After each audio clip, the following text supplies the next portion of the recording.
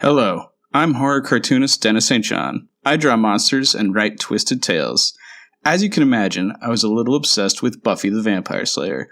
Lucky for me, so were most of my high school friends, all except one. One friend who stubbornly refused to join the Scoobies. So here we are, 20-some-odd years later. I'm teaming up with Doc Travis, John Teach Landis, and maybe a special guest or two. And we're going to make our friend, Michael Poley, watch one episode of Buffy a week until he's no longer the Buffy Virgin.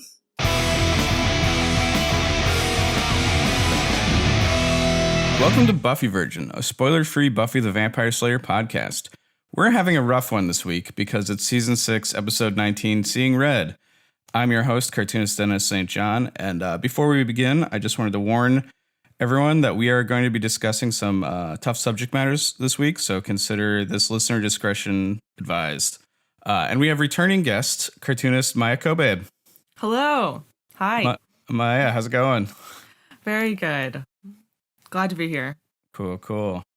And why don't the rest of you guys introduce yourselves in order of how many times you've left the house this week? Oh, my name is John. I've left the house the normal number of times for myself because I am a key worker in the United Kingdom and I have to go to work as a teacher. Just the normal amount, just like life is normal. As though.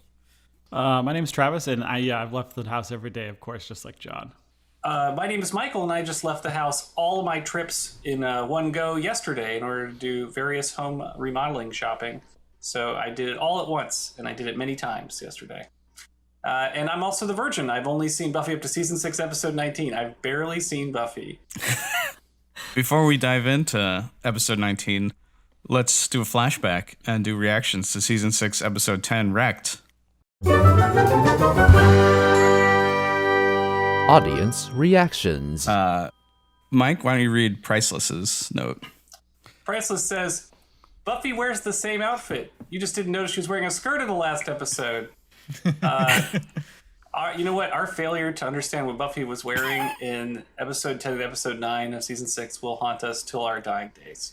It might, in fact, be what our podcast is most remembered for. Oh,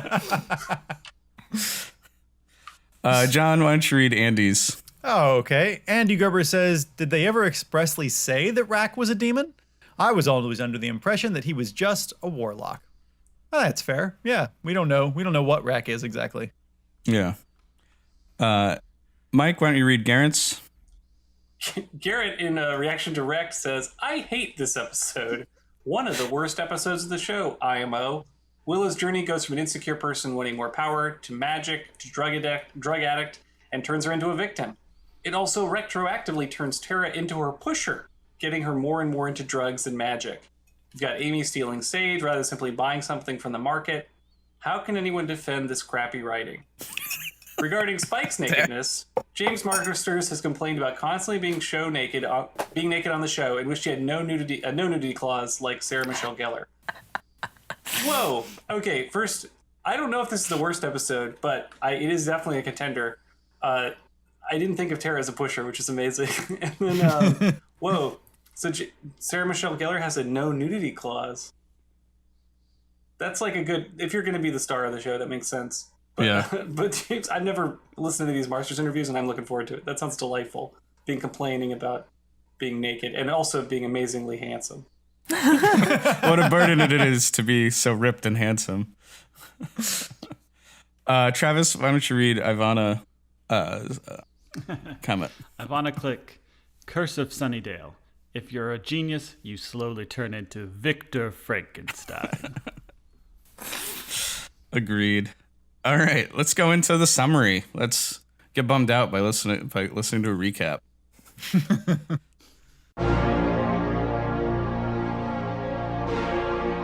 The summary. Dawn is pleased to see that Willow and Tara are back together and confirms that Buffy and Spike are sleeping together. Spike also slept with Anya, so Dawn visits Spike to lecture him about hurting Buffy, while Buffy dodges bladed traps in the trio's lair. Meanwhile, the trio kill a demon in order to steal its orb so that Warren can power up. Lonely Xander, feeling sorry for himself, is drinking at the Bronze when the trio show up, led by Warren, to hit on girls. Xander tries to intervene and is nearly killed by Warren. Spike shows up at Buffy's, maybe to apologize or convince her that they're in love, and ends up forcing himself on Buffy in the bathroom. Buffy kicks him away, and the Scoobies show up to tell Buffy about the trio's plan to steal cash from the amusement park. Uber Warren fights and taunts Buffy and has the upper hand until Jonathan tells her about the orbs. Buffy destroys them and would have gotten Warren too, except he escapes on a secret jetpack. Andrew and Jonathan, on the other hand, fail to escape and are hauled off to jail. Rather than deal with whatever it means to be an attempted rapist, Spike leaves town on a new redemption arc. And the next day, Warren shows up to take his revenge, shooting wildly, hitting Buffy, and killing Tara, leaving Willow seeing red.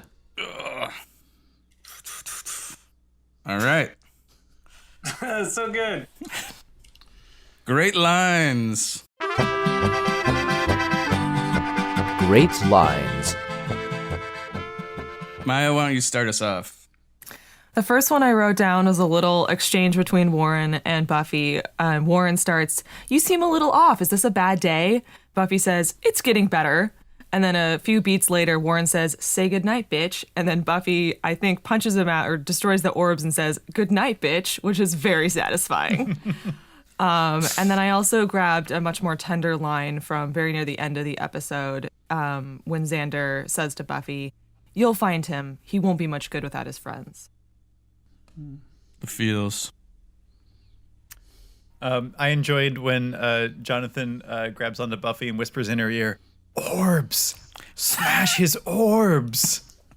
It's definitely, not the most subtle bit of symbolism in Buffy history, but it works very well in this episode, I think. And it's also great to have that moment of Jonathan finally acting on his conscience that we've seen developing over the last few episodes. Yeah. I liked what could have been a misread on Amber Benson's part, but it could have really been written this way. When she goes, "So, nerds, how are them? They?" Just felt so awkward. Dawn, when she discovers that Tara and Willow are back together, it's just an adorable scene in the hallway. She's like, "I'm totally not here. You guys, you do whatever you want. I'll go watch TV downstairs really loud in the basement where I can't hear anything. Oh my God, I love you guys."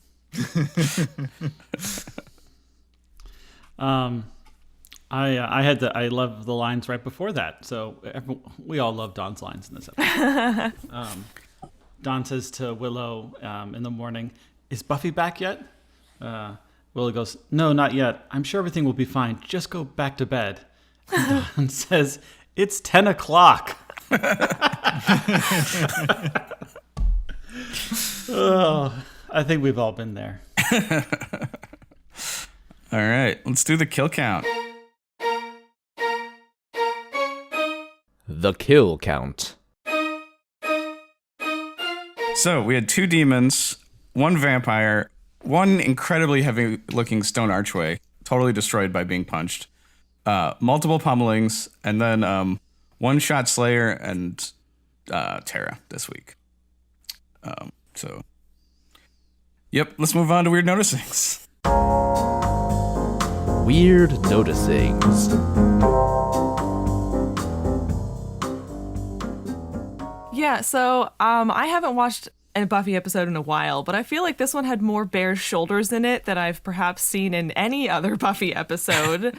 Feel free to argue on that. But it opens with bare shoulders. We get several people, just various points, and I think it's very, it's sweet, it's intimate, it sort of enforces the, everyone's, back together and very cute and cozy now.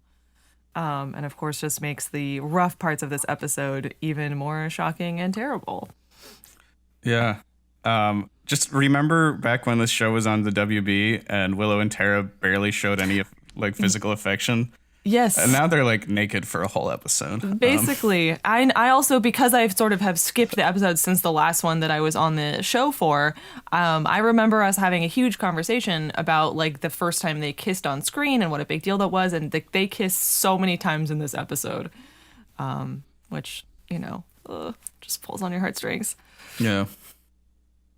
Well, the opening scene is just delightful. I mean, getting this time with Willow and Tara after, almost a whole season, it feels like apart.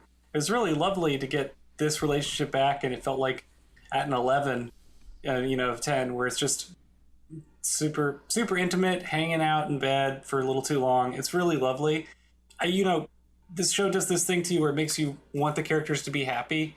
Don't know what that's called. That's probably just watching any show, but like it was really nice. And I was partially suspicious about watching this episode with you all, and I will talk about this more because Maia wanted to join, and then Travis was also insistent that we watch it all together. I'm like, oh man, this will be a great episode, or something horrible will happen. So this one set me up. Well done. I liked in the opening scene when Willow was talking to Tara, and she was saying, why did Buffy hide all this? Why did she hide her relationship with Spike? First, it's funny that she found out and was like super upset. Did everyone else know? and then she was like, why did Buffy hide this relationship? She didn't have to. And it's like, oh, Willow, you hid so many things from Buffy. So many things. I really like Willow being upset that Dawn knew before she did, because like they were both presented with the same amount of information at the exact same time. Dawn just has a lot more emotional intelligence than you will. Yeah. Also, so does like a kumquat. Willow's distracted. Yeah, I think we already remarked on how much we loved Dawn's lines in that very sweet morning scene, and it reminded me of how Michelle Trachtenberg was a fan of Buffy before she was cast, and I went and I found a quote from an interview she gave where she talked about, jumping in season 5 of a complicated show, and she said, what really helped and was very lucky was the fact that I was a huge fan of the show. So she already sort of knew all the characters, knew their dynamics, knew their backstory, and I think in this moment of Dawn sort of like fangirling or even shipping Willow and Tara, it's sort of like she's such a stand-in for the audience who is so delighted by them being back together, and then you get to have a character on screen who is as like delighted as you are. She sort of like is the audience in that moment, and then her delight is like a mirror for us. And I think I'm one of those people who actually always loved Dawn from her very first introduction, which I know some people found her so annoying in the beginning. But I think what I liked about her was that I could see her love of the show showing through sometimes in her performance. So, yeah. It is really nice they gave Michelle more to do this episode than just cry. Yes. Like, I think that's one of the hard things with Dawn is like throughout like season 6, she cries. So this is a sad episode, but not to Dawn. Not for Dawn. Dawn has some really good moments because she has this one, and then, which we will probably get to later, is when she goes and sort of confronts Spike, which we were all in our group viewing of it. We were like, wow, she just walks right into Spike's lair and like calls him out and is like, again, kind of like almost another moment where she's sort of speaking what the audience wants to say, which is like, what are you doing? Like, so yeah, I really liked Dawn in this episode. Yeah, I have a note here, essentially echoing what you're saying there, that Dawn is us in that moment, and yeah, she's the fangirl for that relationship. I love that. But a note here for Dennis. Early on, Buffy finds a Vampirella figurine in the nerd lair and gives a very disapproving look. But I saw that and was like, Dennis, do you happen to own that particular Vampirella figurine? Actually, I don't. Okay. Thanks for assuming that. But I am a Vampirella fan. Buffy being disgusted by that hurts me a little. I'm not only a fan, but I've written a little bit for Vampirella, and I have some Vampirella fan fiction that's been published. So, I don't know where this attack of Vampirella comes from. It's a charming series about a space Dracula lady. Well, who fights monsters in a bikini. SMG has that no nudity clause that we discovered. So, of course, she's upset when she sees a Vampirella. Plus, it's personal. I mean, she's in the lair of her enemies, so she's not going to like anything she finds here. True. Speaking of that lair. Man, that buzzsaw trap was surreal. I just couldn't believe it. You kind of see how they pull it together, and I rewatched that scene a couple of times after we watched it together just to be yeah, me too. I'm just interested in how they did this. It's really just one jump that gets pulled off by the stunt, Buffy stunt double, but it's a pretty impressive mess that they make out of these huge buzzsaws, which I don't even know where you get buzzsaws of that size, and if you do purchase that, I guess they probably had to be stolen. But if you purchase that many buzzsaws, something is up. Like those are for you were cutting raiding a down- lumber mill. You're like, Yes. I went back and like frame by frame that scene because I was curious about the special effects. And it's clear that in some form or fashion that those saws are actually cutting the wood, at least to some degree, a little bit. In a couple of those shots, there's the railing. If you I frame by frame through where it cuts the railing, it's definitely cutting that railing. And I think similarly, the whiteboard is actually being cut. nice. But there's so definitely there's somebody off screen with an air vac shooting wood chips everywhere. Yes, the wood chips are not all genuine, that's for sure. But it's a really cool effect that I think is a reference to Indiana Jones and the Last Crusade, without ever being a line of dialogue to mention the film, which I think is a nice, subtle, it's only visual that only the penitent Buffy shall pass. Really like that. Gosh, And they're until really Buffy killing kneels it. before God. They're really killing it with the Jones references because they did that last episode too, right? Because they did the one with from Raiders where Jonathan holds up this crystal, this little thing, and it reveals the location on the map, presumably of the orbs. Oh, right, yeah. You know. I like that. I mean, how much harder is it to create an elaborate buzzsaw trap than just set some explosives, right? Right. Oh man, we need to talk about this contrasting with where this episode ends, but it's soon. Maya? Yeah, when I think shortly after this, it gets to the credit scene, which I haven't watched a season 6 episode in multiple years. And so when the credit scene was playing, I was just like, this slaps? This is amazing. By season 6, every single clip in the credits is a gem. And so I was just like, yes, Buffy credits. And so I had a moment of appreciation since I haven't been watching it a lot recently. Nice. And there is something different about this particular credits sequence. I didn't catch it. Do you want to enlighten us? Michael, did you notice anything? No, of course not. What did I miss? Amber Benson is in the credits as cast for just this one episode. Aww. Oh my God. I didn't know that. That makes me sad. Because Joss Whedon is a jerk. Yes. Does that mean that they bumped her pay grade for one episode? Yeah, maybe. It's like severance pay. I don't know. Yikes. And then I don't remember exactly where it is, but I know shortly after the credits, we get, there's the matched pair of scenes of first Anya in a bar talking to someone, and then later we get Xander in a bar talking to someone. But in Anya's scene, there's a really pretty gross, like, fat-phobic comment that just is kind of thrown out without, any weight really given to it. And I just sort of, like, it hit me as we were watching it. I was just like, ugh. Yuck. I hate that that's in here. I wish I could say it was like of its time, but I'm sure that comments just as bad are being written and played on TV today in 2020. So Yeah. just one of those moments where, Buffy falls down, unfortunately. I will say about that scene, like, the thing Anya says is he likes them fleshy. And that's like a deeply gross expression. Very but, gross. Flesh is also like a visual theme throughout this episode, as was noticed with the shoulders and stuff. But like, it is tying into like the thematic grossness of this episode, and it's also weird because it's Anya's only speaking scene this entire episode.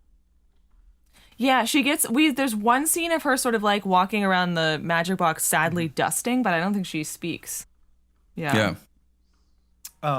With regards to the fat phobia and the dialogue, I don't disagree, and I think you're right, certainly to point it out. But I think that maybe another way to look at that would be that when I watched it, I felt like when we hear that line of dialogue, the point of it to me was that we're supposed to be negatively judging this woman that Anya is talking to, and the point of the scene is that how much Anya's station has fallen. That she's now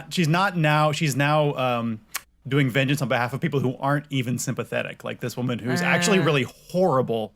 Yeah. I felt like that was kind of the point of it, but I agree with you that I think it is played for a cheap laugh, especially Yeah. the fact that like Anya kind of like agrees with it and moves on with it. It kind of furthers the joke. And then just sort of talks over the woman. And by the end of the scene, the actual joke is that Anya is so wrapped up in her own hurt that she stops even listening to this woman, that she presumably, and the woman says, Yeah. I wish, which in the past would have prompted the vengeance, but like Anya's just like not even listening. Yeah. I did like the line from the woman where she's like, "Who's Anya?" Yeah. So moving on, when Buffy comes to see Xander, and there's this moment where like Xander is like kind of half hungover. He's still drinking in the morning because he's been through this horrible breakup. I just wanted to take a look at some screenshots that I put, a couple of screenshots I put of his apartment down there. But I want to talk about how Xander specifically sad drinks and like what's going on with him. So he's got in his apartment, he's got a bottle of Guinness, bottle of Dos Equis. He's drinking a Tecate, so he likes Mexican beer apparently, And a Canada Dry. But yeah, also peanut butter, yogurt. It looks like ice cream, Canada Dry, Fiddle Faddle, and Captain Crunch. So like I feel like Xander's like depressed Xander's consumption habits are like partly drinking, but partly like 10-year-old kid. Yeah. This is very like breakfast snack disaster kind of going on here on this table. There's also what might be like an open jar of mustard, possibly. I don't know. It's not. that it's is not mustard. I don't think it's not a good combo anyway. What's Fiddle Faddle? That was the one brand I couldn't. I think Fiddle Faddle is like peanut brittle, isn't it? Right, and then just disarray of VHS tapes here. That's It's delightful. like it's a caramel corn. That's what. Oh. Okay. I'll tell you what would have made this scene crazy would have been if he was eating chicken and biscuit. Because then you have your salty. I like chicken and biscuit. I'll get that as a treat occasionally. It's almost like good work, John. I was looking at this like in depth. Oh yes, okay. So my follow-up is during the scene when Buffy and Xander are talking. Buffy says, "Xander, my personal life is none of your business." I think like that was like a miswrite because it's really more like romantic life. Because like Buffy's personal life is their friendship. The personal life is all encompassing. But Xander was mostly angry about Buffy's romantic relationship with Spike. So that's why like Buffy drops an anvil on Xander. Like if all they have is no personal life business, then it's a professional relationship between Xander and Buffy. So I think I don't know. That seems strange. It's not so much. I think, yeah. And Xander says he comes back with like your personal life used to be my business, which is to say they're friends, right? And their personal lives are each other's business. The line that's crossed by Xander is that your friend's personal life is your concern, but not for judging, right? Yeah. Which is what Xander did and what Xander has continued to do, which is since the breakup with Anya, he's like immediately like the arbiter of who women in his life can sleep with, right? And that's his reaction to the way that his relationship has fallen apart, is to become that arbiter. And I think that's the bad look and the horrible thing that he's decided to do, which is, in my book, worse than anything else Xander's maybe done up to this point, is to turn all of his relationships into being the decider of who gets to sleep with who. It feels a lot like season 1 Xander being upset about Buffy and Angel. Yeah, it does. It does, yeah. Like a regression to his worst self in this dark time. Exactly. Yeah. Man, these demon bugs that the trio go after, they're just living their own lives in their hidden society under Sunnydale. They're Harming no one. Harming no one. Their magic shield prevents anyone but them from coming into their world. They have these magical orbs that give super strength and vulnerability that they've never in 6 seasons used to wreak any havoc in Sunnydale. Right. They haven't and touched kept these things. assholes from doing exactly this with they have them, been right? protecting these poor bug guys who do not deserve to be skinned alive and worn in suits. I just was like obviously these guys have been here for like thousands of years. They ain't never caused no problems to nobody. Do you think that would work on like non-magical security systems? Like if you skinned somebody and wore their skin, would that allow you to unlock their iPhone and like trick their Nest? I mean, yes, a thumbprint for sure. Face ID, yeah, why not? I'm more interested if it's like one of these alien creatures wearing a human skin and trying to trick people that Oh, way. I mean, yeah. that's like a more fun visual joke. Yeah, Or just like thousands of insects. like Edgar from Men in Black. Maybe that should go up in the Rex. Right? Man, a Men in Black is not. It's not in here. Vincent D'Onofrio is a bug creature wearing a human suit. Mike got the memory eraser, so after the movie. Galaxy Defenders. Yep. Let's get dark for a second. Let's talk about that scene. Yeah. The big shit in the middle of this episode. Are we there? We're there. Right there. Yeah, so Dennis invited me to watch this episode with you and with Michael and with David Yoder, also frequent guest of the show, and Travis, which was super fun. I'm really glad I got to join in. I had completely forgotten that this was also the episode with the rape attempt. Because there's this big event at the end of the episode, which is what's referred to in the title, which is what I remembered. So yeah, in that scene where Buffy has had kind of a rough vampire slaying night, and her back hurts, and she's trying to just make a nice bath in the bathroom. And as soon as Spike walks in, like fully dressed into a bathroom, and where Buffy is only wearing a robe, I was like, oh shit, this is that episode as well. And it was just sort of like, my first instinct was just like, I can't believe these two things happen in one episode. They really pack a lot into this one. I feel like the writers didn't pull any punches with this episode, and it's very interesting to me that two such huge events are so close together in the timeline of this episode. Yeah, this was interesting to watch with everybody because season 6 is not a season we rewatch often, any of us, So I did not realize this was that episode when I invited you on. Me neither. I think Travis had completely forgotten about this scene entirely. Yeah. Is that true? Blacked it out from my memory. Oh, And I feel super weird because this whole season I was like, Spike and Buffy's relationship is, I understand it, and I'm okay with it up until, last episode, the episode before that or whatever. And then I sound like a total hypocrite when I see this, and I'm like, what? But Yeah. I mean, in that sense, I feel like you are with many original viewers of the show, which I know that, I mean, we can talk about this. Right. Both Dennis and I both pulled quotes from interviews with James Marsters. But like the fans, I believe, of the show as it was originally airing, when Spike and Buffy get together, were really jazzed about that. And we're like, oh, finally that sexual tension between Buffy and Spike, and like, this is so exciting and fun.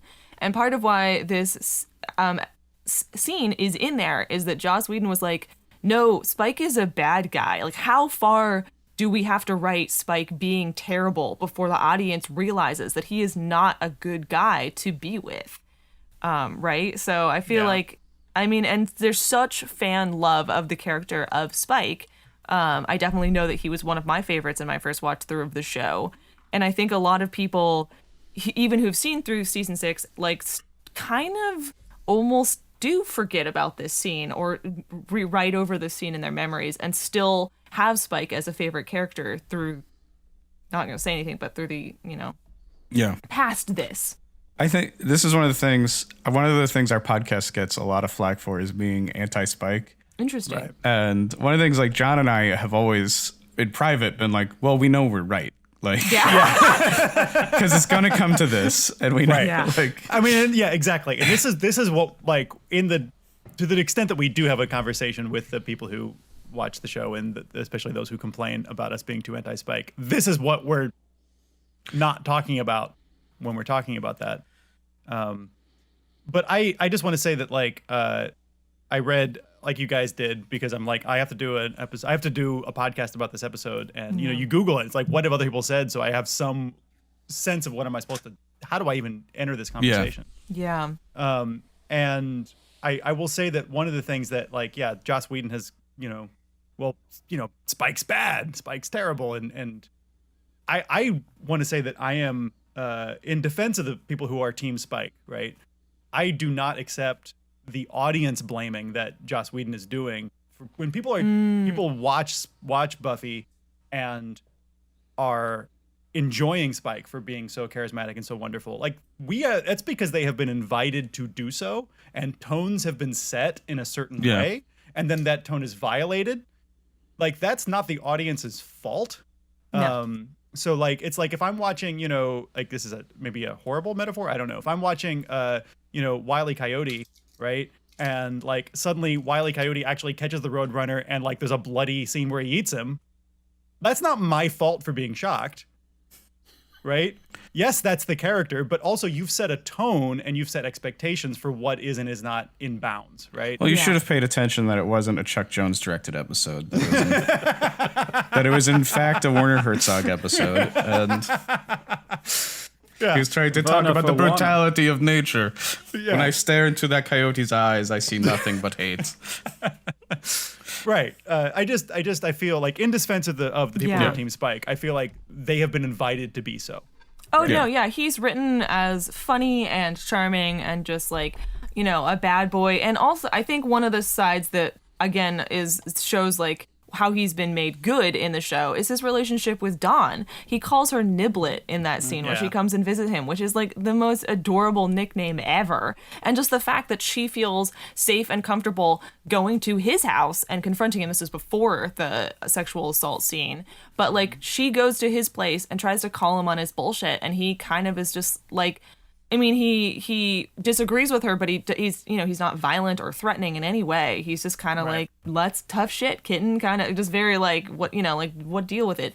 And that is kind of like the Spike we've come to know is like, the Spike who like insisted Dawn wear a helmet and like behind him on the motorcycle and like all of these things. So I really like that point that you made, John. Dennis, do you want to read any of this quote that you pulled from this AV interview? Or it's very long. Yeah, I wasn't going to read the whole quote, but I was going to save it for themes. But okay, maybe we'll jump to it. I will say there are two things that this scene does that make it so much harder to watch, and they're like storytelling techniques. One is they use the commercial break. They cut away from the tension, and then they go right back to it. Yeah. Which, watching this on television makes it so much worse that you think it's over, and you come right back to it. That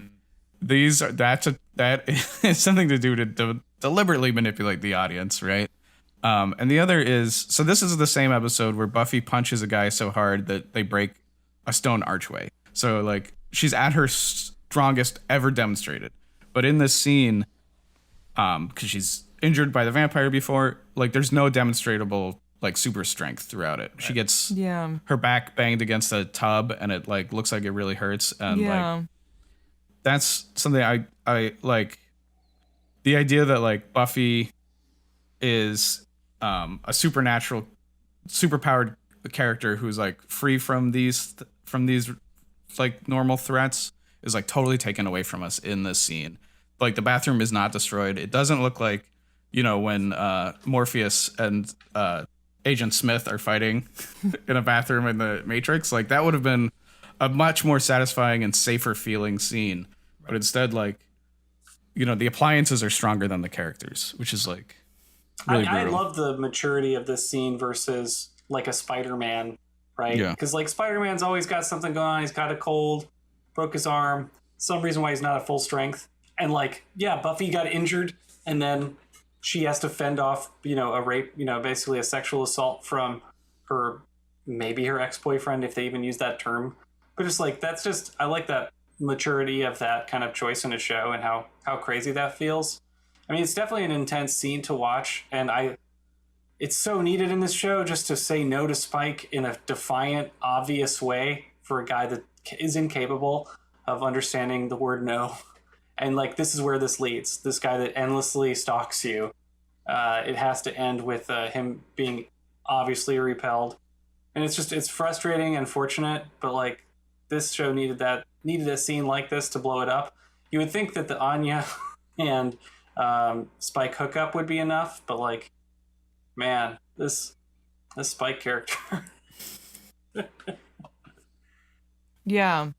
He's even his dialogue before he even starts getting physical is very telling as well, where he comes out and he's like, he tries to like guilt trip Buffy. He tries like 3 different angles to like get at her and it's just like, it's so manipulative and it's so gross and it's paranoid, and you can just tell that he's just in a really terrible state of mind, and not listening to anything she's saying. And it's very believable. I will say that like James Marsters and Sarah Michelle Gellar both did an amazing acting job in this scene. And I believed every moment of both of their performances. And it also seemed completely in character, like, for this. So, like, I guess well done, them portraying something very, very terrible, very well, if that's the right word to use. Let's do a 180 and start talking about some Klingon stuff. Yeah, Act 3. Yeah. Okay. All right. This is definitely a more comfortable thing for me to talk about. Let's talk about Klingon love poetry.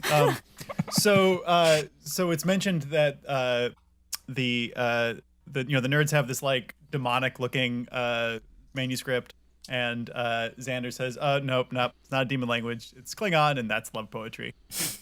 Because all nerds, as we know, can read Klingon. So I, of course, being the human I am, I screenshotted it, and I spent. First of all, of course, I Googled to see if anybody else had translated this. No one has translated or attempted to translate, as far as I can tell on the internet, has translated this Klingon love poem. This is a Buffy Virgin exclusive, brought to you by John Landis. Hold on for a second, because it's not yet. So me and my wife spent our entire Saturday morning together trying to translate this poem. That's so adorable. Yeah, it was. And, a couple of things we figured out. First of all, like, I am, and this might be a leap of faith, but I am fairly sure this actually is a poem and that it actually makes some sense in Klingon, because some of the words are definitely real Klingon words, and there's an attempt to, like, what I think is really neat is that the words start with the same phonetic sounds in a given stanza, so they don't rhyme, but they alliterate, which is like Old English poetry, right? Like Beowulf, right? Which I think is super cool, and that is definitely there in that thing. So whoever did this clearly has taken some care and love. Unfortunately, their Klingon handwriting is difficult to decipher. And also, I do not know Klingon. So I have the Klingon dictionary on order. So I have a temporary translation that's in progress for you guys. And I'm going to continue to work on this puzzle because it's really fun to work through. It's really frustrating, but it's really fun. So this is the current translation I have, which is probably a million miles off. I'm going to read it into the record here. The poem goes something like this. Enter. To be wet. To be flexible. Finally. Paradise. Holiday paradise is complete. Consume 10,000. And then that's where the paper it's off the shot. You can't see where it goes from there. And the bit about Beautiful. paradise, holiday paradise is a little bit of that's a tricky translation, because the word holiday there is actually a specific Klingon holiday that we don't have. It's the literal translation is military holiday, and it's like Klingon Army Day, which they celebrate every 10 months.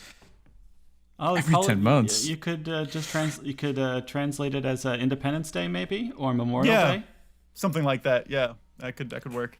Also, John, do you have a newfound respect for Wesley's translations of what Shanshu means?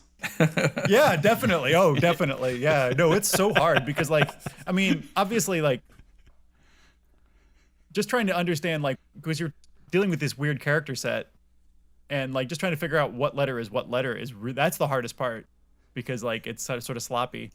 And then, yeah, of course, having a dictionary is not enough to translate. You need to understand grammar and syntax and everything. And I'm not there yet, but I'm going to continue to work on this problem. So To be continued. Stay tuned. I recently gave away my Klingon dictionary, which was set unused. You had it? Yeah, sorry, man. I could have mailed it to you. It's sat unused in like my storage for like 10 years, and I finally collected all my Star Trek stuff, and I gave it to a friend of mine who's a big Star Trek fan. I was like, I mean, not all of it. I still have a Picard holiday ornament up over there, but. Well, I am impressed by how much effort you put into this already. So good job. And I look forward to hearing updates about this in future episodes. So Maya, why don't you talk about Andrew? I love Andrew. Have you guys talked about Andrew very much on this show already? I mean, some. We hope to eventually have Tom Lenk on because we are friends with somebody who's friends with him, but we're waiting on her to just send him an email. Okay. And, that would be amazing. I'd love to hear that. I adore Andrew. I think he is so funny. I love that by this episode, his gay remarks are coming fast and furious. His queerness seems to be almost just a given at this point, even though he perhaps doesn't realize it, and people around him, like Jonathan, just doesn't really respond to anything that he says, but I just love it. I love the fruity little drink that he has in the bar scene near the end of the episode. I love his tucked in button-up shirt. I just think he is so funny. And I don't quite remember in my first watch of this if I knew that the actor Tom Lenk was actually gay when I started watching it or if I found out slightly later. I looked into this. Stop me if you've already talked about this on the show, but Tom Lenk officially came out in the year 2008. I started watching Buffy in 2007, so I might have, maybe by the time I met him in season 6, he had already come out. And he came out in an interview with Advocate magazine, and he timed it. It was supposed to be, this interview was supposed to drop right around the time of his first on-air gay kiss, which was going to be in a Fox TV show called Do Not Disturb, where he played the longtime boyfriend of, I think, the main character. But Fox pulled the show like before the episode ever aired, and so it was like he called the Advocate magazine, and he found out about this like the day before the interview, or at least so it said in the interview. And so he like calls him. He's like, "Yeah, this is a real sort of Charlie Brown moment. I thought I had this big thing to show you, and it got yanked away." But I mean, he was already out in his personal life at that point, and I think that. Maybe even when this was filming, because there's also a quote from Joss Whedon that when Tom Lenk sent in his tape read for Andrew, Joss Whedon was like, "Wow, this is a very gay read of this character," which is not what I was imagining, but it's very funny. Maybe we should just go with it. And they kind of wrote that aspect of Andrew into it because of Tom Lenk, the actor. So anyway, basically I just adore him, and I think he's so funny in this episode, and like he has just so many great little moments, like when he is the one who's the bait when they murder one of those innocent bug men at the beginning, and he goes, "I hate being the bait," and then he's so funny in the bar, and then of course at the end when he too has the jetpack, but turns it on when he's under a roof and bashes into it and falls to the ground, so it gets apprehended with Jonathan. It's just it slays me. Yeah. Yeah, I had forgotten about the hitting the roof thing when I was rewatching this. I lost my shit when I saw that again. This episode, like, I feel like it's so weird because it's like, it is so painful, but the funny parts are still so funny. There's still such great comedy writing going on, and it feels like I feel very uneven even in this discussion, like going back and forth between all the painful stuff and then all of this comedy gold, like. Yeah, it makes for an uneven like podcast experience for sure. Yeah. Well, welcome to this episode, listeners. I'm sure you know. I mean, that's how this episode is. And there's like other little gems. Like there's the moment where Clem, Spike's friend, like comes in and chats with him. Like it's another like beautiful little funny, sweet character moment. It's just there's all kinds of different stuff in here. And then one other small fact about Andrew, the character in the Buffy universe, I was just Googling about this last night. Andrew as a character actually comes out in Buffy, the comic series.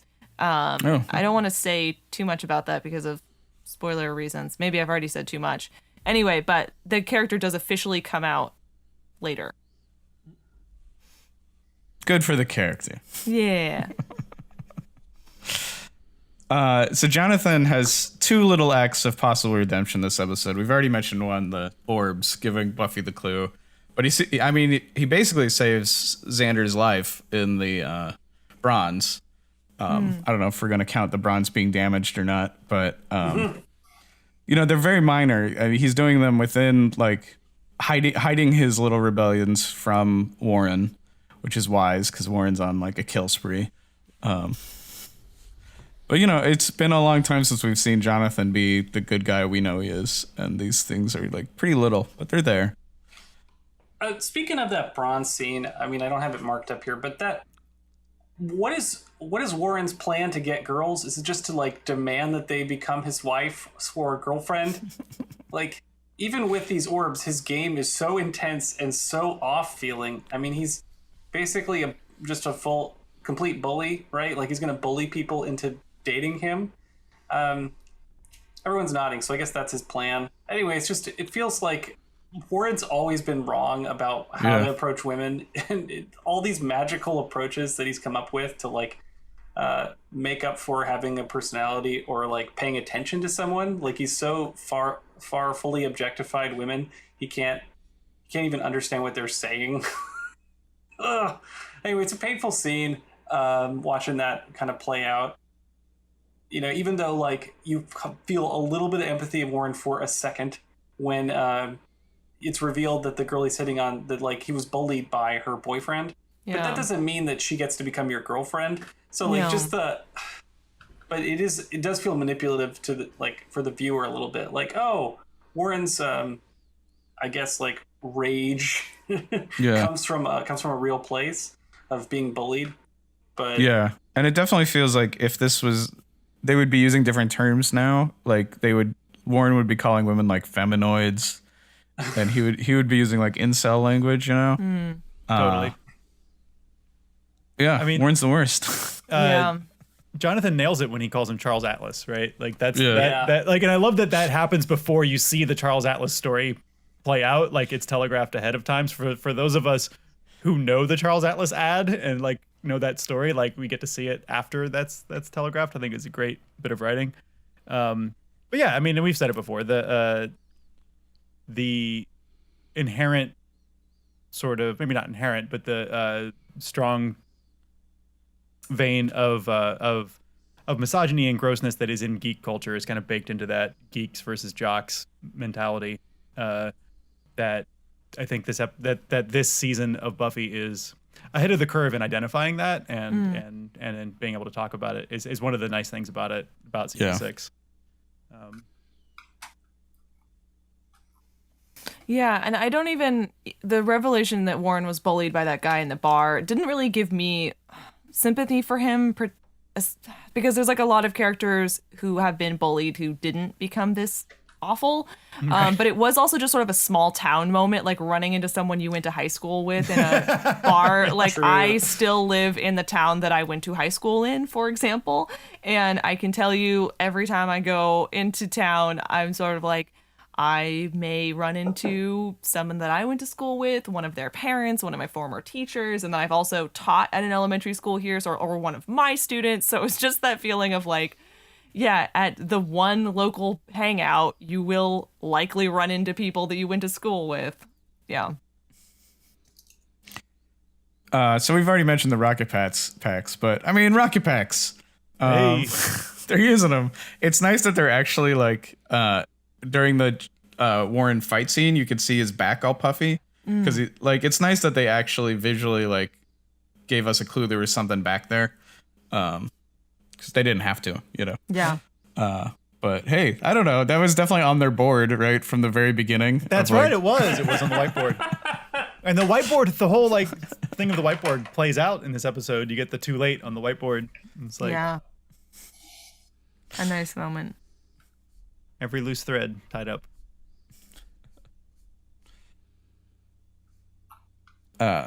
Okay, you got the next one, Maya.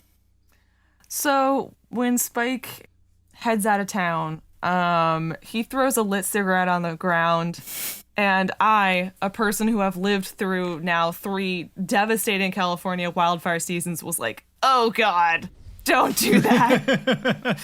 It hasn't rained in years. And I was just sort of like, oh God.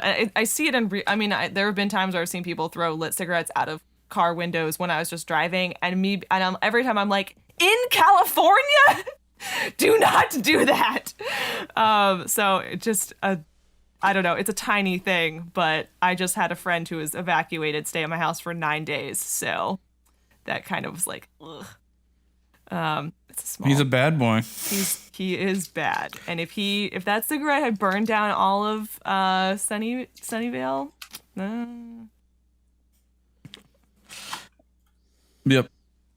But that's not where the episode ends. But that's not where the episode ends. It has this whole extra scene that happens. Whew.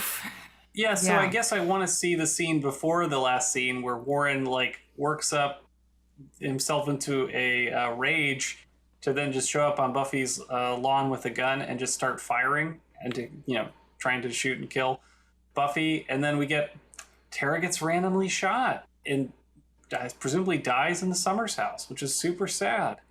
But it's happened so quickly is the crazy thing too, and it's like we're winding up to the end of the episode. There's like just a little pinch of show left, and then it just does this big pinch, I guess I anticipated something like this was going to happen based on the setup that I was feeling, which was where anyone wants to watch a show with me, if it's Buffy, I know something messed up is going to happen, and the show has had a few surprises in it, and character death is one of the biggest surprises it can pull, and of course. Yeah, Willow and Tara are happy. No, they're not. So I've got all my predictions that are based on this last moment in this episode, which totally overwhelms everything else that's going on in the episode.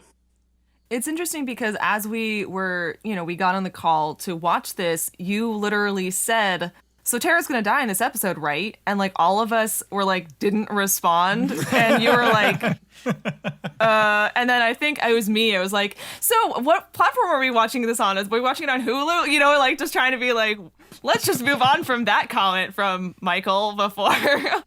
I don't know. It was interesting. So I guess your prediction of that, but right before the episode started, was just based on how happy Willow and Tara were.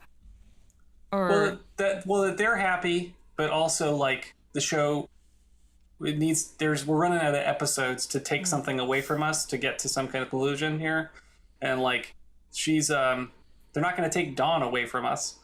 They threatened to do that several times this season. Tara's, I don't want to say she's an easy target. That's not fair. She's like the thing that we care most about reconciling with for Willow's character. And also, you turned Willow's magic off for the whole season, and we know she's so powerful and how much we want to see her use that magic. And Tara's the only thing keeping her from using it, besides Giles, who's also gone. So with Giles gone, Tara's the adult in the room. So like killing the one adult is now like we can have the fun, insane, fiendish murder of Warren now, and with full magic on, which is I think what we want. We want. But it's still a bummer that that's the ingredient that's used. Like, I like Tara as a character. I like the Tara-Willow relationship. I like the stability that brings to the Summers household. So I'm not happy with this, but I'm also like, you called it. What do they have? What units, what things do they have to use? Like, what chess pieces? Yeah, you definitely, you saying all of that is like, yeah, you figured out how the show works. Obviously, I mean, like it is kind of like the, I guess, quote unquote logical move of this show at this point. And you're absolutely right about everything you said. Like, yeah, Willow and Tara, I think one of us even said like, oh, it's like mom and dad getting together again when about this earlier scenes when Dawn was so excited about them being together. And yeah, having like a loving, happy, committed couple in the Summers house is just like breathes this sense of like warmth and love and support and comfort and stability for all of the rest of the characters.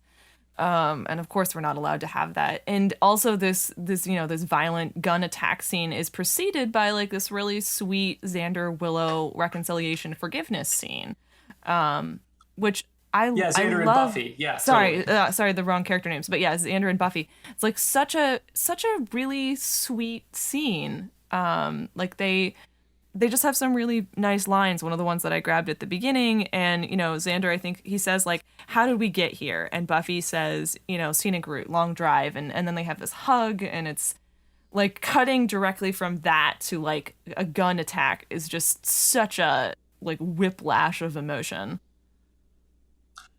It's such a cold way of killing someone too. Like, Yeah. Warren doesn't even intend to kill Tara. Yeah. I mean, that's And the part it's that's the remarkably saddest to me. unmagical. The two big events in this episode are like, non-supernatural. And we've talked before about how like gun violence is so rare on the show, and when they play it for keeps. Yeah. I mean, I think they need to move out of that house, though. I feel like it would be hard to live in the Summers house after that. But I'm gonna put that in a prediction. Wasn't Joyce's mom Pat murdered?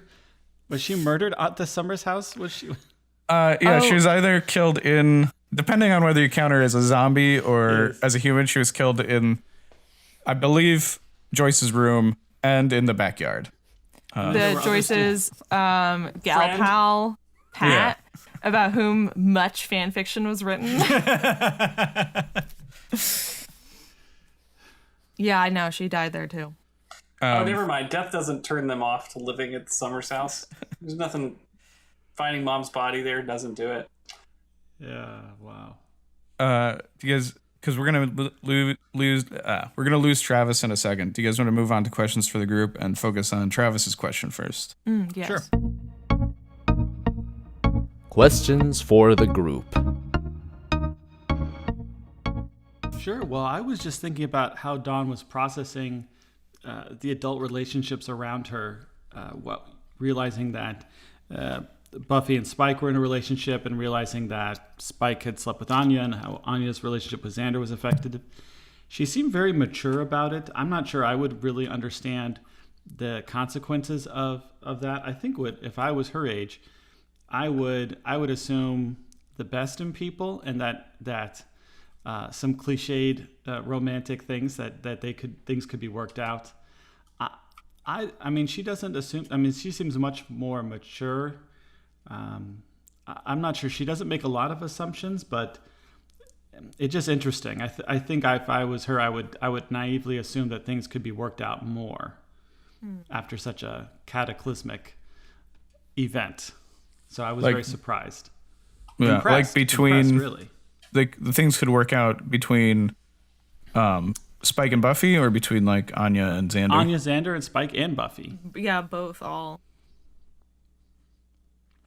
So if I was younger, I would just assume that things could be worked out. I do think that she kind of, like, the reason she goes and visits Spike to talk to him is almost because she still has this hope in a reconciliation or a working out. I don't know. Yeah, this is a very mature episode for Dawn, which is probably part of why we all like her so much. She isn't crying. She isn't whining. She's instead really... She's cool. She's really smart. handling what's going on. Yeah. I mean, I don't know if this certainly doesn't mirror any of my relationships with adults when I was a kid. But if you could so I was just quite impressed. Yeah. That she's not in total denial, like probably I would have been if I was when I was her age, or hopelessly or surprisingly optimistic. Yeah. It just I wasn't quite sure how to process that, but very impressed. Yeah, I think even as an adult, I don't know how to handle when friends break up. Especially if I'm friends with both of the people in the couple that breaks up. It's like, I don't know. I had no idea what was going on, I guess. I don't know. I don't know what to do with this.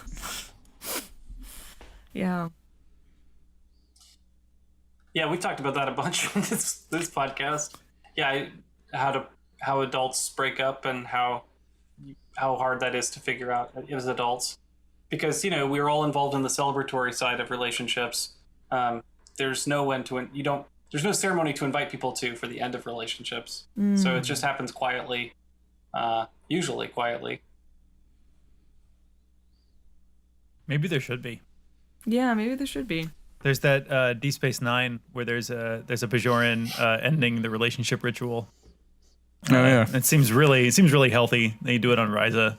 It's really nice. Seems to involve a lot of banging. It does. But just the fact that they have a ritual seems nice. I like that. Those Bajorans, they got stuff going on. They got some stuff figured out. Well, it's capitalism, so you got to build it around buying a product or have it, you know, some kind of decorative thing. Maybe something like a Horgon, like a Ryzian Horgon. I have no idea what that is, but I love that. Yes, that please. We'll have two. Yes, the One ritual for each. watching of the Star Trek episodes. Yes. I mean, that is how I handle breakups. Definitely with a ritual watching of the Star Trek episodes, and funerals, and illness, and anything really. Yeah, like a wake. There needs to be a wake for a relationship where everybody can get together and without fear of judgment or before sides are chosen. It's like, okay, we know that things have to go different ways now, but before sides are chosen, let's talk about the relationship that was, what we liked about it, and also all the signs we missed that this was falling apart. And then you like clue, detective, reverse detective, figure out what went wrong when, and complete the story, I guess, of this relationship.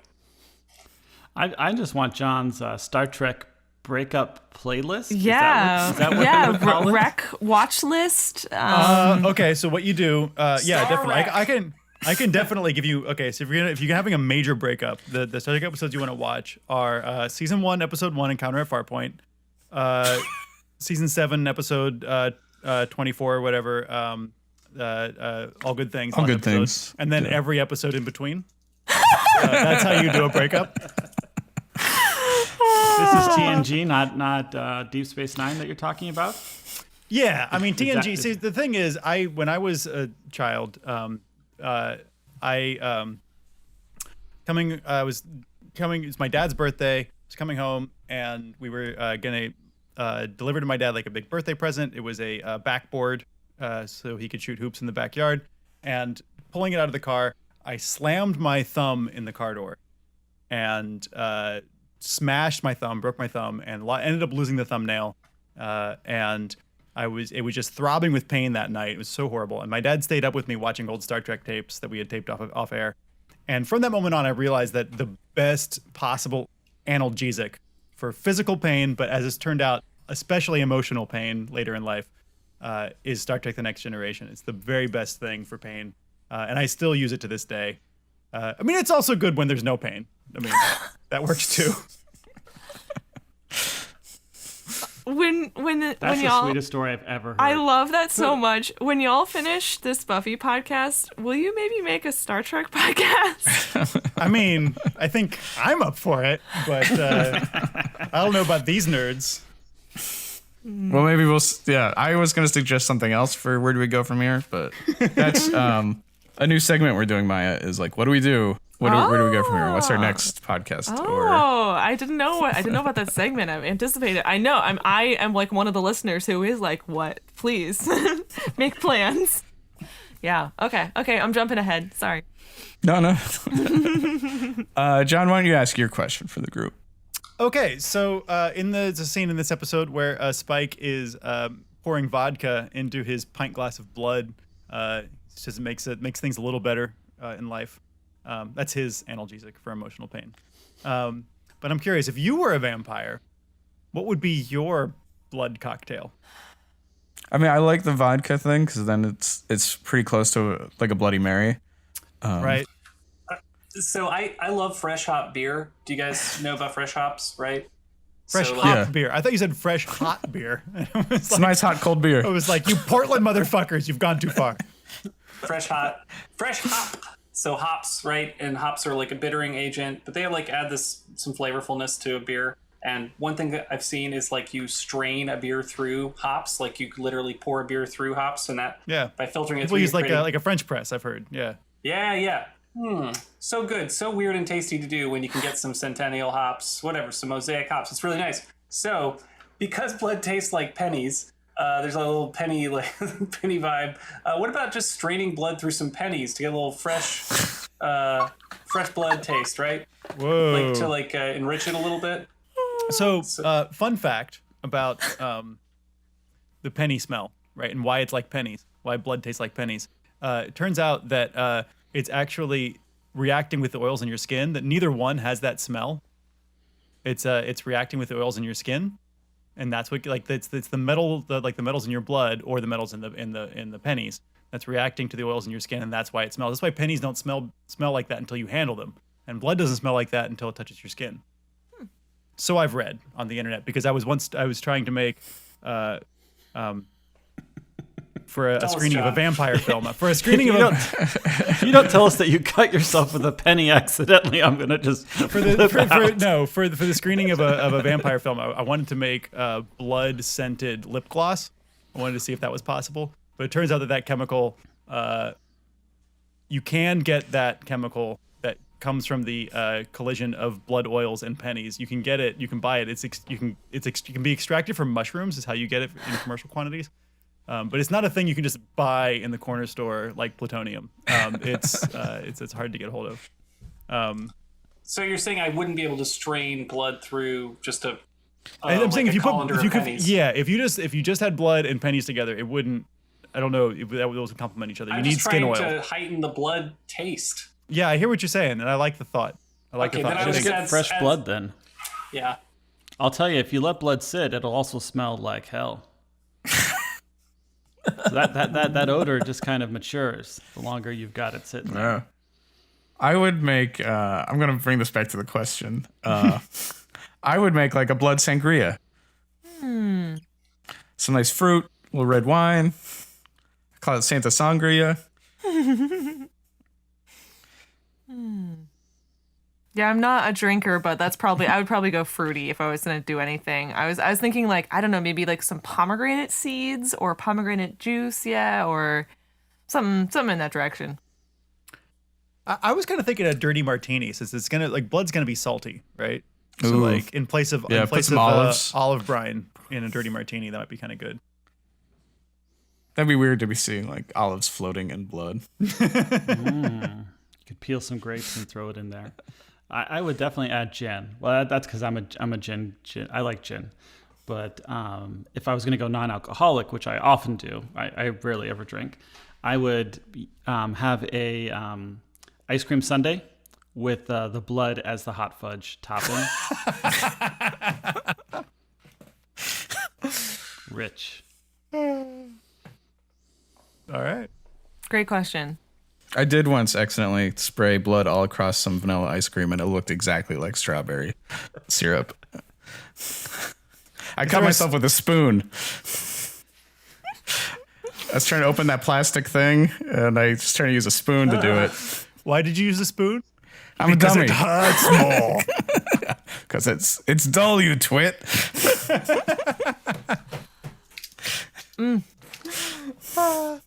I have not seen that movie in a long time. It should be in a rewatch.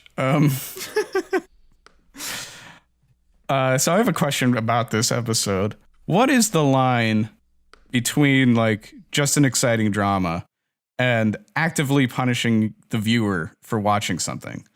And did this episode cross that line? Like, that's a genuine question. I don't know. Yeah, I mean, I guess like the traditional argument for like why is drama have unpleasant things in it is catharsis, right? Yeah, and I mean, I do believe storytelling needs drama, needs sad things to happen. Right. I'm not like one of those guys who's like, I just want Captain America to be in love with Peggy Carter and never like have anything bad. But like, yeah, and I think we're on the same side of that. But yeah, I think this particular episode feels like it is punishing the audience, and like I said, you know, doing my Googling and trying to like figure out how to enter the conversation on this episode, which apparently is old and has been going on for a long time. One of the things I came across is people sort of framing this episode as a moment in which television writers realized they had an online audience to contend with, because the online audience had such a strong reaction to this episode, and there were, sort of threats of boycotts and things like that from the fans, because both for the bathroom scene and for killing Tara, that there were people who were just like, I'm out.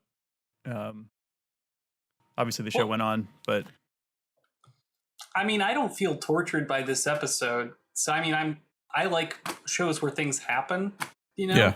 I know that there's something that you guys love about this show. Maybe it's mostly Travis who just dropped the call, so he can't be here to talk about this, but like there's something comforting about season 2, season 3 Buffy, some episodes where it's just like this, there's the Scoobies, there's a supernatural investigation, and then can we just have that on repeat, please, forever? I mean, in this particular form of torture where I watch every episode and then have to record my thoughts about it, this episode's interesting and so therefore good. Versus like an episode like episode 10 that we're getting reactions to, which is like where Willow gets into magic that would get her high with Rack, right? And like that episode's weird and goofy and it's full of 90s nostalgia for drug movies, but like it's fun, but it's not meaningful. It doesn't push this stuff forward. So that feels more like torture to me than this episode does. So like for exciting drama and actively punishing the viewer, I think filler episodes punish the viewer. Though I get it, there's like something that we love about filler episodes as well, which is like there's the nostalgia. It depends on the filler, right? Yeah, there's the nostalgia for a type of episode that only exists in long form television, where there is a throwaway episode of a show where they have fun with the characters and experiment with the characters and do interesting things. Well, there's also the filler episode, which is more common, which does no service to the characters and harms your feelings for a character by making them do dumb things or do things that are outside of the scripts that we want those characters to live within, and breaks headcanon. We hate those episodes. So it's like filler's good and bad. I don't feel punished by this episode yet. Maybe I will when I miss Tara, and the way that Tara is handled in future episodes, or thoughts about her. But like, I feel more punished by other shows than this one. Okay, yeah. I also feel anyway. I mean, yeah, that's punishment. I just feel so directly manipulated by this episode because also like this is the happiest we've ever seen Willow and Tara. Like, and they only do that to us right before they killed the character, right? And that's like just such direct emotional manipulation. Yeah. That frustrates me. And I've also been thinking about it's something I've seen recently come up in conversation with like about certain writers seem to actively dislike their audience, right? And I'm not saying that's true of this show, but like I've heard it discussed about certain cartoonists where it's like they seem to be writing to attack their own audience, right? And so that's why I was bringing that up, I guess. There's a disposition also of the writers towards the characters, which I think is really interesting here. Of like, I feel like on one extreme end of the spectrum, you have like Parks and Recreation, where the writers and the audience have this like love of the characters, and everything is about how much we love them, we want to take care of them, we want them to do well. Like you watch the show and you treat the characters as cherished friends, right? And then like, on another end of the spectrum is like, I don't know, Breaking Bad or something, where, you're watching it for like kind of Michael, like you're saying, like for the events of the story, and you are caught up with the characters, but you don't necessarily, you don't want them to do well or want them to do poorly as much as you're sort of like caught up in the story, which I think is it's just like a different mode of engagement. And I think that, specifically in this time and place of like what this was like 2002, people watching this show, connecting for a lot of us for the first time with other fans online over these characters, right? Some representational boundaries being pushed. I think there was a desire for these characters just to do well because they're your friends. Like you just like them as people, which is not a recipe for good drama, right? It's a recipe for poor drama for everybody to do well. So they have to break it. They have to violate that desire of the audience. But this episode is definitely like running in the opposite direction as hard as you can of like treating the characters and wanting to see them do well. Like it's rough. Yeah. Yeah. despite the challenging themes of this episode, I'm really glad to have rewatched it with all of you and to be talking about it with all of you. And I'm kind of with Michael in that I will take an episode like this over a filler episode pretty much any day. And like a reason why I watch more British television shows than American ones is frankly because the seasons are shorter and so they don't have time for filler. I got really into, like, for example, BBC Sherlock back in the day that famously had only 3 episodes per season. And I loved that. I thought that was like the right amount. I have, in fact, only finished a couple of American TV shows. Buffy is, I think, the longest TV show I have watched every episode of. Frankly, I'm not much of a TV viewer. And so I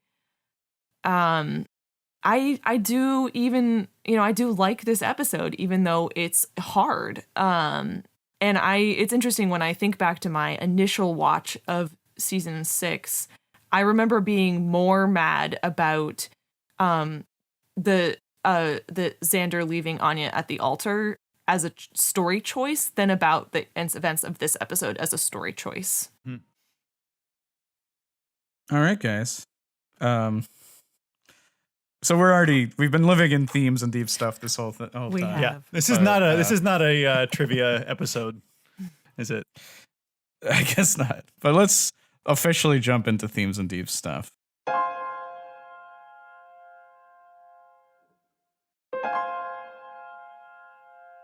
Deep stuff.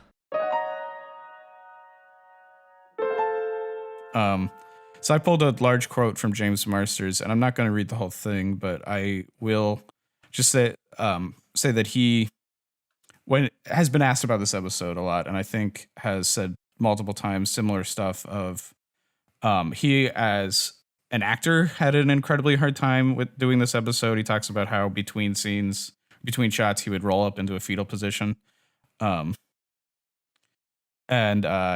He says that Joss Whedon always pushed the writers to write about their worst day, the worst thing they've done, and that the kind of origin for this was one of the female writers, after breaking up with a boyfriend in college, trying to get back together by trying to force sex on him, and that was her worst thing she's ever done. And the view from the writer's room was that because Buffy is super strong, because this won't read as much as of a threat. And the thing James Marsters has said, which I think is really smart, especially for an actor because they're dumb, is that he says, I'll find the direct quote. He says, "My argument was that actually when anyone is watching Buffy, they are Buffy. That's the vicarious experience that we're offering. And so to the audience, especially the female audience, they are not superheroes, but they are Buffy. And so I'm attempting to rape them, and that doesn't quite work as well." I think that's a really good read of what happens, right? Yeah, that is a very good quote. And then I also, in prep for this episode, went back and re-listened to part of the interview he did with the Buffering podcast, which was, they aired it on March 27 of 2019. So if you scroll back over a year in their sort of episode list, Michael, don't listen to this yet because I think there are other spoilers in it. But the section where he talks about filming Seeing Red specifically is from an hour and 9 minutes to an hour and 20 minutes of that episode. If other listeners want to go find that. And it's interesting. I read the quote that Dennis pulled from this AV Club interview, and part of the quote is almost word for word what he also tells the Buffering hosts in that interview. So clearly, I mean, obviously, this episode was filmed, I think you said in 2002. That was 18 whole years ago. He's had a long time to answer interview questions about this episode. And so he has clearly developed sort of this is what I say about it. But it sounded genuine to me. I don't think it's he made it up. I definitely, I think it is, it's his real experience, but it is also something he's talking about that happened, quite a long time ago now. I feel like we kind of almost burned ourselves out on talking about this scene. Well, yeah. Another aspect of it is I am not personally a survivor of sexual assault. So this scene, it's I'm only able to process it from the point of view of somebody who's like, this is terrible. And in general, I do not consume media that has sexual assault as a major theme. I will avoid books and movies if I hear that that is like a huge part of the plot in general, just because it's like, it's something you have to hear about so much already via the news, via just real life. It's like, I don't also need to hear about that in my fiction. And like, I'm glad that it is not something that comes up more in Buffy. And then that being said, I don't like regret having it once in Buffy, because like you said, it is a thing that happens in life, and this is a show that is trying to handle real things, including, you know, death of parents and death of friends and other terrible stuff that human beings have to handle. So I don't know. I think the main, I mean, we already sort of talked about whether this scene is like necessary or not to show how bad Spike is. And I think people can argue on either side of that, necessary, but they chose to put it in. So that's what we get from the show. Yeah. The only thing I want to kind of keep in my head when I deal with stuff like this is like, in this example, whose story is being told here, right? Is this being presented as an event in Buffy's story, or is this being presented as an event in Spike's story? And not that it can't be both, but the thing that I am concerned about in terms of how depictions of sexual assault usually go in media is whose point of view is happening here, right? Or whose story is this an event in? And that's something that I think is a discussion we have to kind of wait till the end of season 6 to talk about. Yeah. But that's something that I keep struggling with in my own head when I think about this scene. That's a super good point, and I would love for you as a podcast to hang on to that thread for the rest of the season. Okay, let's move on to your next point here. What is my next point?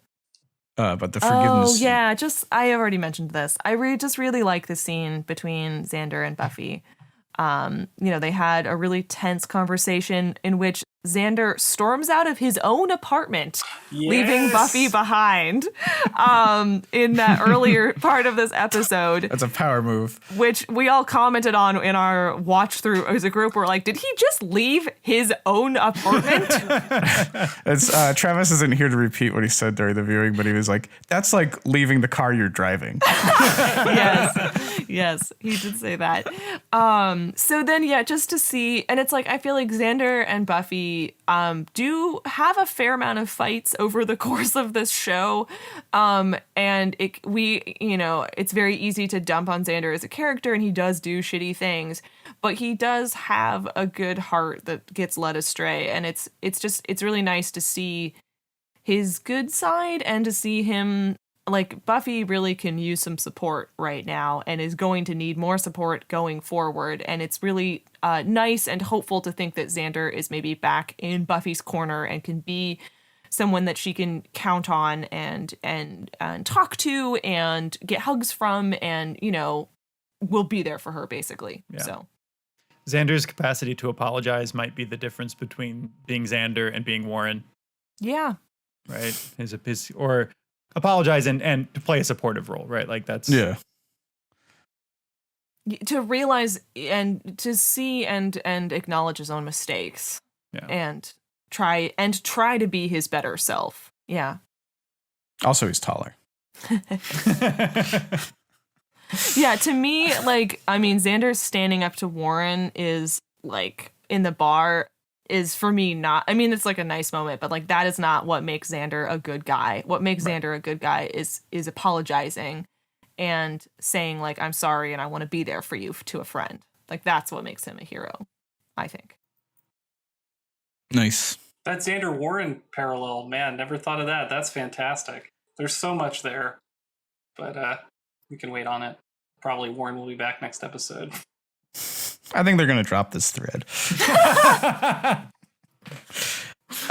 So let's talk about Tara's death a little and explicitly talk about the bury your gaze trope. Let's jump in, I guess. Yeah, I think any TV watcher in the year 2020 is aware of the fact that many gay characters get introduced in a TV show, get a small run, and then are killed at some point, and that this is like super common. It seems especially common with lesbian characters. And I think Tara's death was definitely not the first one of these, but it was a big one, partly because Tara had such a big role of this show, but then it's been repeated through many other TV shows. One good example is, if anyone, I actually have not seen the TV show The 100, but there's a lesbian ship on there, and right very shortly after the two characters finally get together, and I believe have sort of like some happy moments that are sort of maybe parallel to this Willow and Tara get together, Lexa, one of the two characters, is killed via a gunshot. And fans of The 100 were furious about this, and I think there was a huge amount of fan backlash and people boycotting the show, and especially being mad at the credited writer of the episode in which that happened. And that writer is Javier Grillo-Marxuach, and he did a really fantastic episode on the podcast Fansplaining, which is episode 82 of their show, which is from a couple of years ago now, where he talks about the writing of the episode in which Lexa is killed and then the fan backlash from it. And he talks about Willow and Tara in that episode and sort of like what he learned as a writer from going through that experience and why the choices were made that were made and why he would never make those choices again. And it's a really great episode. He's a TV writer, showrunner, and if anyone wants sort of a peer into the TV making process and then a conversation around death of lesbian characters, that's a really good. That reaction, maybe as opposed to way Joss Whedon reacted to the criticism he got for this episode, where, you know, he sort of doubles down and says, well, your suggestion that I can't kill her because she's a gay character means that, you know, that would be discrimination. And like that, just like willful ignorance of the context you live in, like, is really stupid.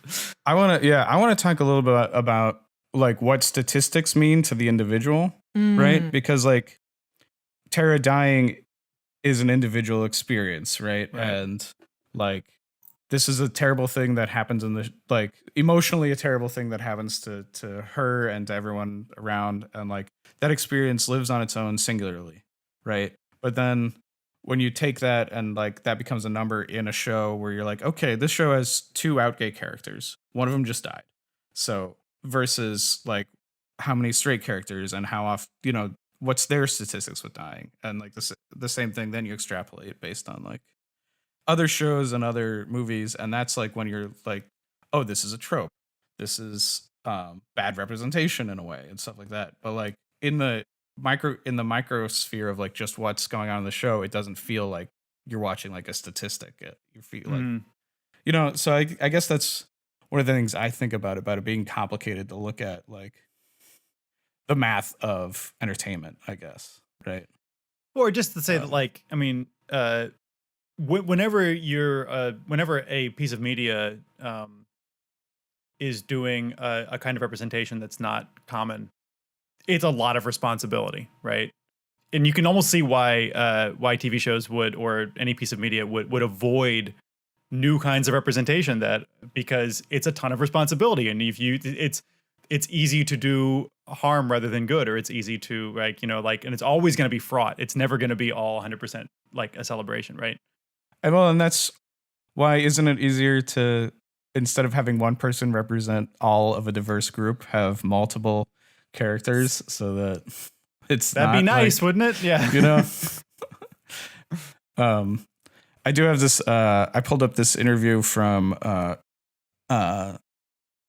with Amber Benson from, I guess it's called Digital Spy, but she talks about how at the end of season 5, Joss Whedon approached her with like, guess what? We're going to kill your character.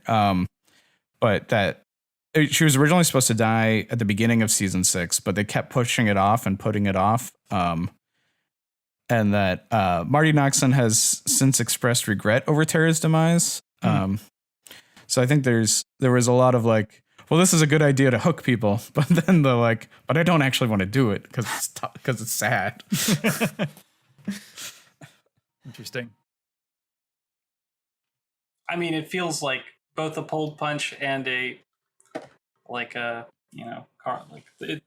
feels like a similar technique we've seen in this show. I don't know, this like pulled punch that is the full punch. I mean,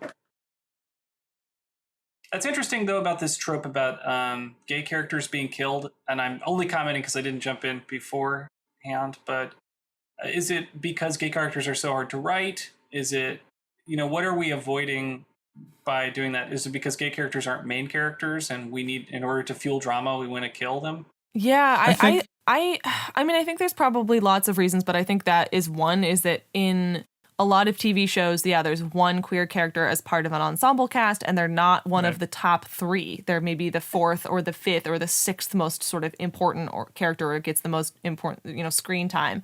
So because of that, and I think it's very similar to like the one POC character of like an ensemble cast often is sit somewhere between like fourth and sixth tier. So it's like they're big enough a character that killing them isn't going to be important, and all the rest of the characters will be affected by it, but not so. It's not like killing Willow in this episode would have been, which would have been a completely different kind of choice to make. I mean, I think that's part of it. I think probably it's straight writers not realizing how important the queer character is to the queer audience segment of their audience.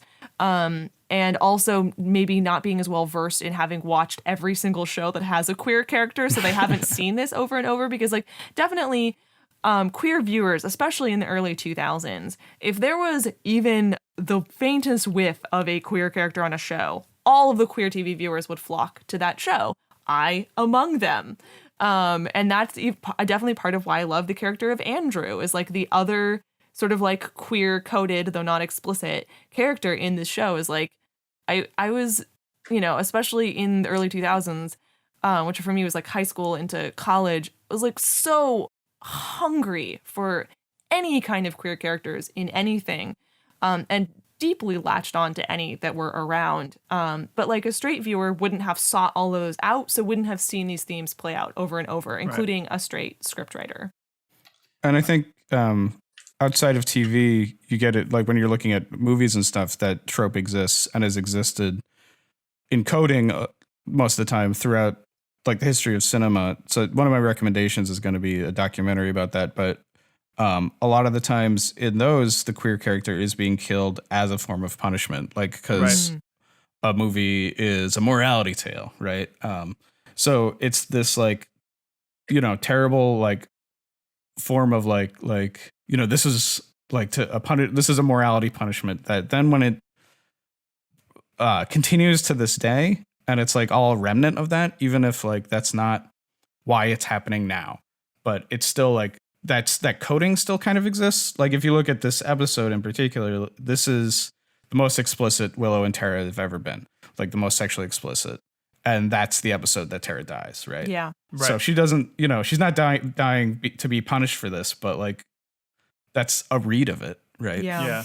And I think I wonder, I should say, like I feel like I wonder if there's a desire upon, like I'm thinking like TV writers in the 90s and 2000s, like if there's not a desire to write non-straight characters as tragic, right? I feel like there's like going to be a desire to do that, which on the one hand may help to tell certain stories, but on the other hand is going to completely frustrate a desire that viewers are going to have to just see lives as being lived and normal. And I think that that's one of the things that like, and again, in my research, like trying to like understand what conversation already exists around this episode, what a lot of people liked about Willow and Tara, specifically even in season 6 when they're in the parts when they're together, or in season 5 when they're together, is that their relationship seemed so normal and just seemed so lived, that as opposed to some grand tragic story, which might be partly why this feels like such a betrayal.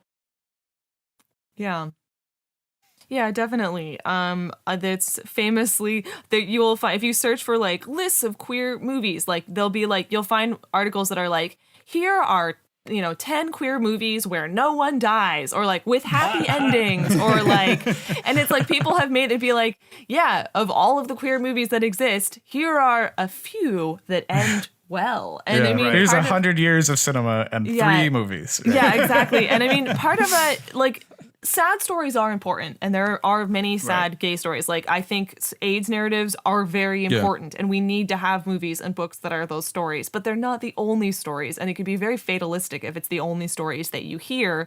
And I think, I think straight writers and queer writers, for a while, it was like writing a sad gay story felt more realistic, because it seemed like that... Unfortunately, that like the lived experience of queer people often had tragedy and violence in it. But as we move into 2020 and beyond, more and more people hopefully can have, like happy, easy, normal lives where the drama is related to other things. And like now, like I know I, as a viewer and reader, and lots of other people want, stories where a character is queer or trans or whatever, and is doing other stuff. Like the problems are, I don't know, maybe you're pursuing a job, or you're pursuing, I don't know, some other type of story conflict. Right. Yeah. Maybe the conflict is your robot arm and nothing to do with your girlfriend dying. Robot arms. Such a bane of my existence. I mean, that's strong drama. Robot arms. I mean, this story about the responsibility of media, Maia, you told, is very interesting, and that you felt such strong identification with the queer characters, so that like when they're killed, you're killed, and how terrible that can feel over and over again is super interesting. Because like, I mean, it seems like there's so much responsibility then, because then like if you keep alive a character like Spike or Warren, right, and these other crew, but kill someone else, like you're now like who giving the show to the people who have shared their point of view and saying their point of view is more important. Gosh, it just puts so much responsibility on writers to be responsible. And I guess is why like ultimately when we keep having these conversations about this show and how it's like both wonderful and disappointing. Yeah. It's rich because it has successes and failures in it. And then just one final note on this, unless other people have thoughts, is like, as a queer viewer and you watch this ensemble show and there's the one queer character, the one queer coded character, who again is often like 4th to 6th tier, that is usually the queer viewer's favorite character. So the other part of it is if you see that character die over and over again in shows, is like what you come to think is you start watching a show, you start liking a character, you're like, that character will probably die. To the point where my best friend, lesbian cartoonist Ashley Guillory, will begin almost any piece of media with the expectation that the character who's her favorite will die. And when they don't, it's like a shock. Yeah. All right. I think that's themes and deep stuff. Yeah. Thank you guys. Thank you, Maia. So let's move on to recommendations.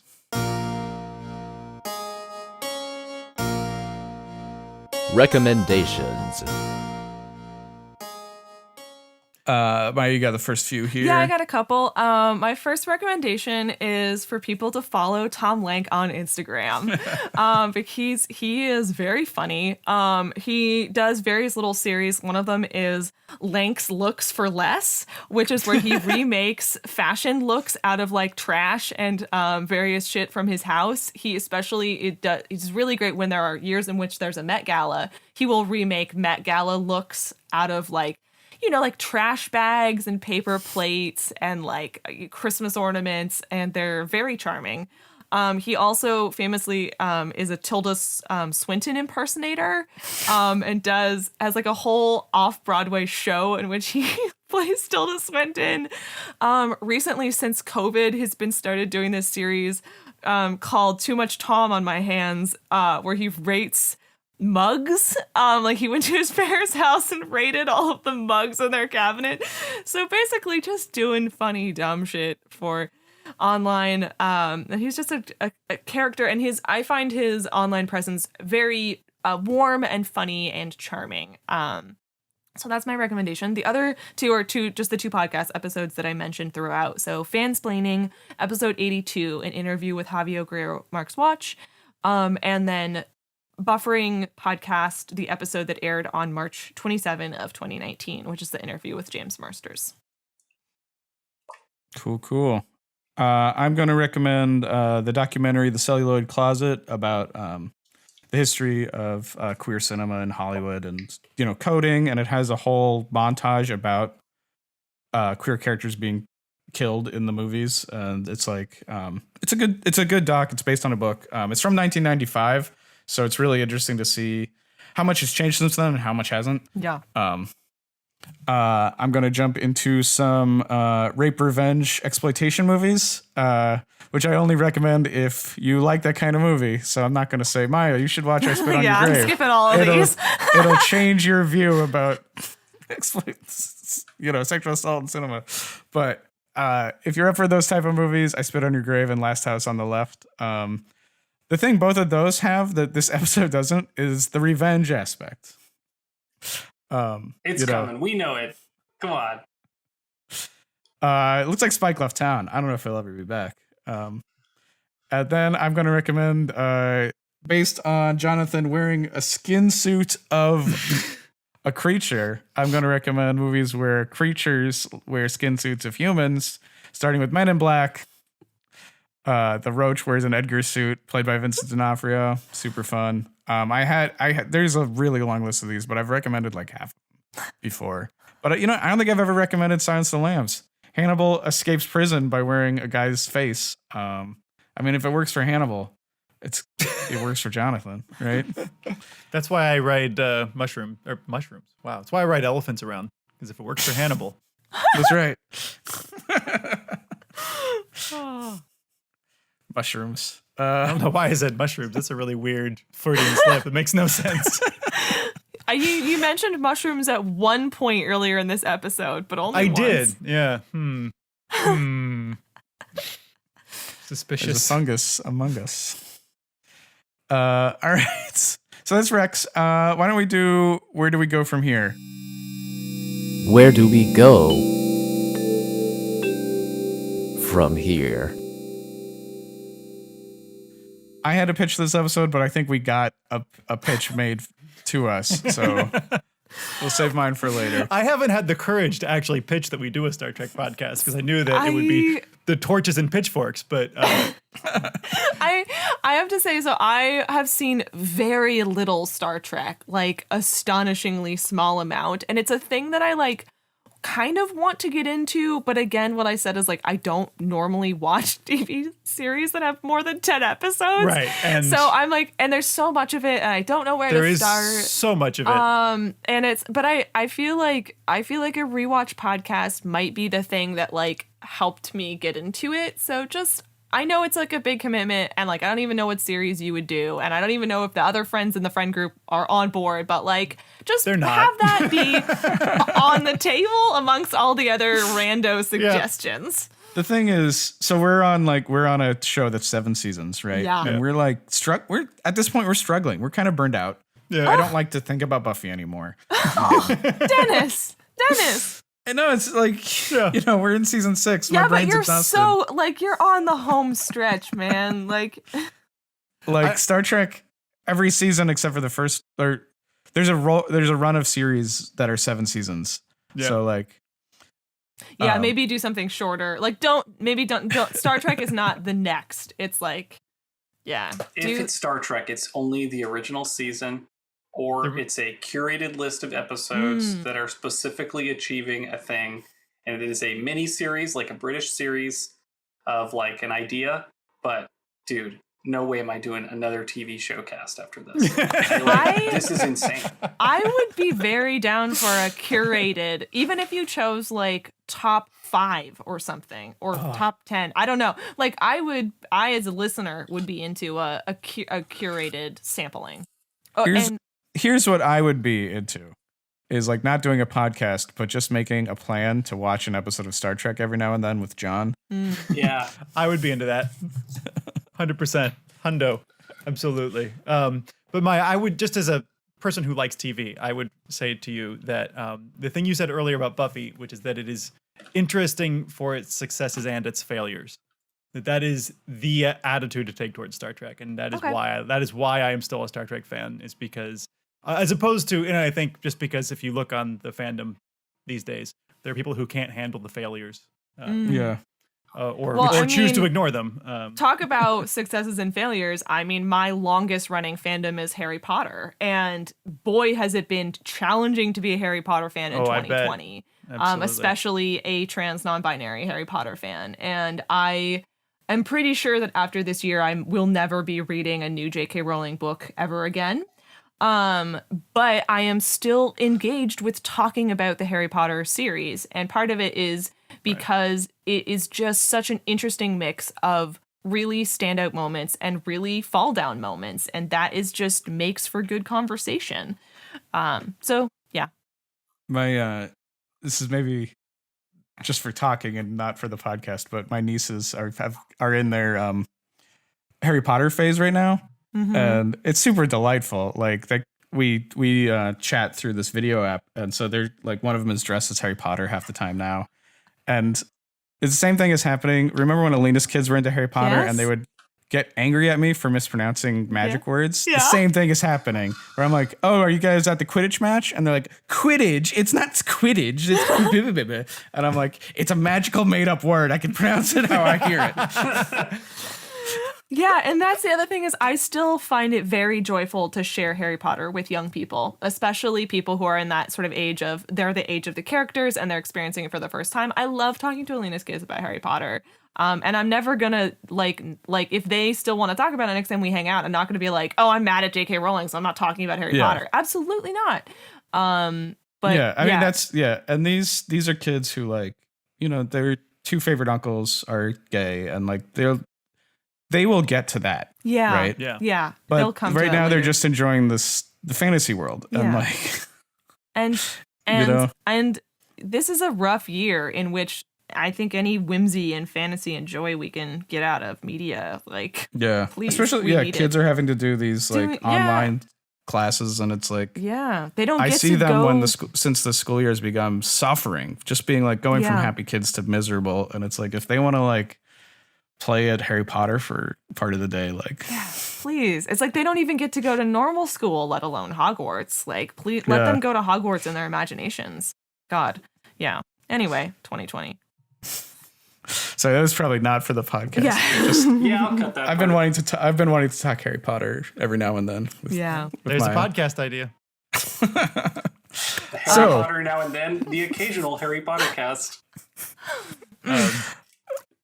So where do we go from here? We go right to predictions.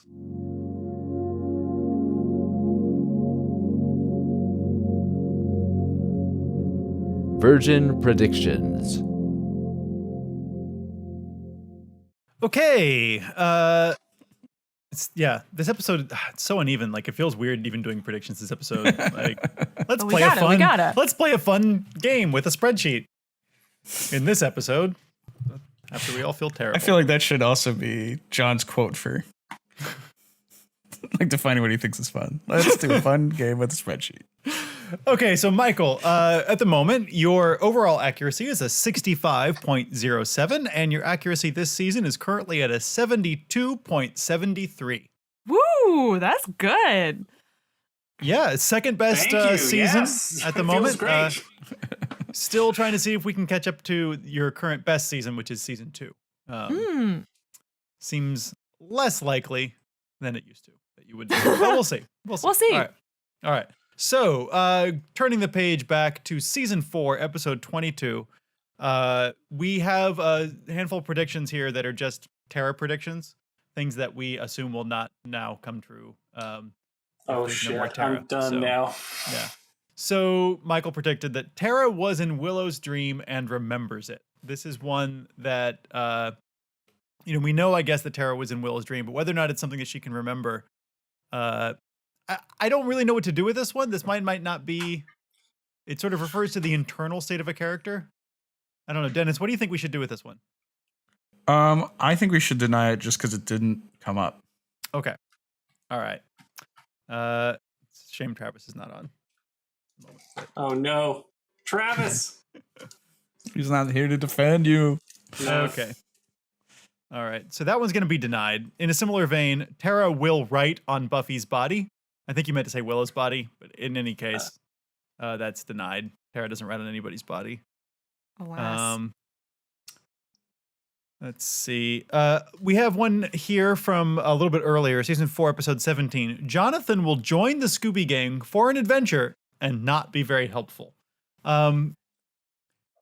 He definitely in this episode changes sides, right? He's on the side of the angels for at least a moment in this episode, where he gives Buffy the clue. And I think this probably doesn't directly confirm this prediction in the sense that he doesn't really join for an adventure, right? I think it's only a momentary switching of sides. And he was helpful. So, part of the prediction is he's not helpful. So I think it's almost the opposite, which is that Jonathan will join the Scooby Gang for an instant and become helpful. It's almost the opposite of what Michael predicted. But this could still happen, so I think we leave it open. It could still happen. It felt like it was close enough to events that it should be brought up. Worth discussing. Season 5, episode 14, Michael predicted that Dawn is going to tell Spike how she feels about him. And I think when this was predicted, this was when Dawn had a crush on Spike. Nevertheless, I think that this has totally become true. Dawn has confronted Spike specifically to unload and to tell Spike how she feels about his behavior. So I think this one's definitely confirmed. Wow. Good call. I give it a vote. I give it an upvote. But yeah, I didn't even consider that one. Because I was thinking about what that meant at the time, not what the literal. Yeah. I wasn't being literal enough. Okay. Season 6, episode 5, Michael predicts that the trio will reuse the demon costume that Jonathan wears from Life cereal. But they didn't, but there is more dressing up of Jonathan in demon suits, right? It gets brought up this episode. Yeah. He's like, why can't I just use the glamour like I did before, basically? Yeah. But it's so close. Close. Yet wrong. Close, but wrong. So we're going to leave that one open for now. Could still happen. Okay, season 6, episode 6, Michael predicted that Tara will be unintentionally killed by Willow's magic. Can see where you're going with this prediction. Definitely can see where you're going with it. Unfortunately, that is not how Tara is killed, so that's denied. Unfortunately. I don't know if it's unfortunate. I always wish Tara was still alive. Season 6, episode 6, and this is a super prediction. Tara will die in season 6. Well, congratulations, Michael. I hope you're happy. I'll take it. 5 points. Okay. Season 6, episode 7, the bronze will get damaged again. Does the bronze really get damaged? There's definitely a fight in the bronze. Dennis, did you happen to notice any structural damage or? I saw damage to a pool table, but I didn't see. That counts. Okay. Pool table is the bronze. If you're watching as the bronze, you feel hurt. Yeah. They have to pay to replace it. When that scene in the bronze, I was like, is this the bronze? Like, it looked so different from the last time I've been there as in an episode that I've joined. I was like, God, the sign is different. The lighting is different. The layout seems different. Xander is sitting at the bar having like a fancy cocktail next to a lady also having a fancy cocktail. And like, it's the place where that happens, but it's also the place where you like eat crackers. Like it's the bronze is a weird place. Also, whole everyone in the bronze now seems to be the age that they are instead of full of underage teenagers as it was when they were underage teenagers. Anyway, the crowd has changed. Yeah. Bronze has grown with them. Or maybe when you're an adult, teens become invisible. They're there. I wish that was Camera true. just doesn't see them. Season 6, episode 8. Willow and Tara won't get back together in season 6. That is false. They did get back together, however, tragically. Season 6, episode 9. Michael predicts that at least one action figure will be destroyed in season 6. We didn't explicitly see the action figures get destroyed, but we did see a basement full of action figures get destroyed. Yeah, the basement is destroyed. We should just confirm this. I mean, it's so close. My argument is that those are statuettes that we see. Oh, no. They're not posable. It's true. It's true. They're not posable. It's a fair point. 0 points of articulation. Bullshit. I don't know enough about action figures to win at this. I would give this because I feel like that house is pretty toast. There are definitely action figures in that basement. Yeah, we know that they have action figures. Yeah. I think that's confirmed. I just wanted to be a dick. Statuettes. Those are Aurora models. Unposable. Oh no. Okay. All right. Season 6. I have a new action figure, by the way. Ooh. It's Stripe from Gremlins. Nice. And he comes with a skateboard. It's pretty cool. And a chainsaw, but I'm more into the skateboard. Season 6, episode 13, same episode, similar prediction. Jonathan is going to jail. And so he has. That is very well predicted, I think. That's an impressive. The big house. Yeah, that's an impressive prediction, I think. Oh, thank you. Okay, season 6, episode 16. Xander is going to be seriously injured. He's beat up. Is he seriously injured? I mean, that was pretty serious, I think. He got thrown across the room. He hit the floor. He was bloody. And it seemed like Warren was going to kill him if not for their bank robbery thing they needed to go to.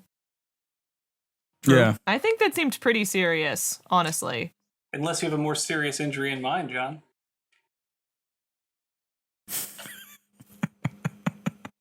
I mean, he was one clobber away from death. Yeah. That's pretty serious. All right. Just seemed like he walked away, but okay. Yeah. He did, but like, And this is a TV super show. prediction. Okay. All right. Oh, then we should deny it. Season 6, episode 17, Michael predicts there will be a Star Trek reference. This was obviously a prediction about the show, not about the podcast. Otherwise, it would have been confirmed long ago. But that is now confirmed. Klingons being part of the Star Trek universe. Okay, that's all really quite a few confirmations. Couple denials in there. 2 super confirmations, which is impressive. And we have one more that we cannot confirm on our own. We need Michael to answer. Oh, sorry, what's that? Willow and Tara's relationship will make me cry in a future episode. Oh. We need Michael to answer this question.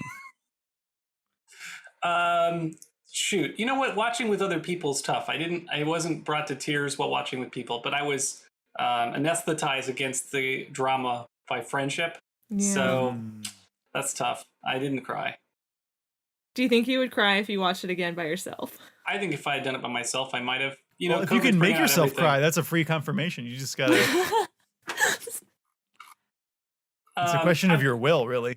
And it also says make me cry in a future episode. So you can't think about it later and cry. It has to be. Here's the thing. You could leave this open because I feel like Michael could yet still cry about this. Absolutely, he could. I think it's definitely staying open. I want tears of vengeance. Okay, I want to cry. Yeah. I want tears of a clown, baby. Yeah. Yeah, the emotion isn't stated. It's too weak. I'm not. I didn't If cry. Willow yet, and but I'll Tara let you got know. together and like fed you some wasabi, that could count. That would be strange. Interactive Amber television. Benson and Michelle Allison Hannigan came to my house, put hot sauce in my eyes. All right. Okay, that is an impressive showing, I have to say. Thus, your overall accuracy, Michael, has climbed 0.6%, which I know doesn't sound like a lot, but that's a lot at this point in the game. So you're now at a 65.6%. Your accuracy for this season, now you gotta double check something here. How is this possible? It says it's dropped. I think it has, yeah. Wow. Because, the way the math works is that if you're doing worse than your previous average, right? Uh-huh. So Yeah, I know spreadsheets. Yeah, your accuracy, your overall accuracy for this season has in fact dropped Well, from a 72.73 to 71.59. math is so cruel. Yep. Still a C. They're doing great. All right, more predictions. Prediction 1, Tara gets a funeral next episode. I know funerals are rare on this show, but I think Tara will get a funeral next episode. Will we open at the funeral? I don't know, but she's really dead, and there's going to be no magical resurrection. Warren will break Andrew out of jail. I don't want to say Jonathan. He might also break Jonathan out of jail, but he will definitely break Andrew out of jail. Buffy and Dawn move out of the Summers house. I know this is unlikely, but this is a scary house. I don't feel safe there. I'd like them to move out. Tara will appear in a future episode. Okay, even though she's dead, she can come back. Joyce came back. Tara's going to appear again. This is just an easy, I know it's going to happen. The show loves playing with our emotions. Can bring her back, blip her out. Super, Willow's going to kill Warren. In this season. I mean, whatever. Just don't need to say that. Okay. It is so recorded. Will they come true? There's only one way to know. To watch more episodes. How many episodes this season? 22? We're almost done? Yeah. Yep. And Wow. we got a bunch of Angel episodes to watch also. So much Angel. Angel! Hey, Maya, where can people find you? And as a follow-up, what do you do? I'm a cartoonist and a writer, and people can find me on the internet at Red Gold Sparks on Tumblr and Instagram, and I guess on Patreon at patreon.com/Maia Kobabe. What's your Instagram and what's your Instagram handle? Red Gold Sparks. Like the color, and sparks, and yes, that is a Harry Potter reference. Which I'll probably hang on to until the end of the internet. Cool. Well, I've been your host, Dennis St. John, and you can find me on Twitter and Instagram at Dennis Comics. That's DenisComix. That's also my .com if you want some samples of my comics. You can also buy my comics there. Thank you one and all for listening and talking to us at Buffy Virgin.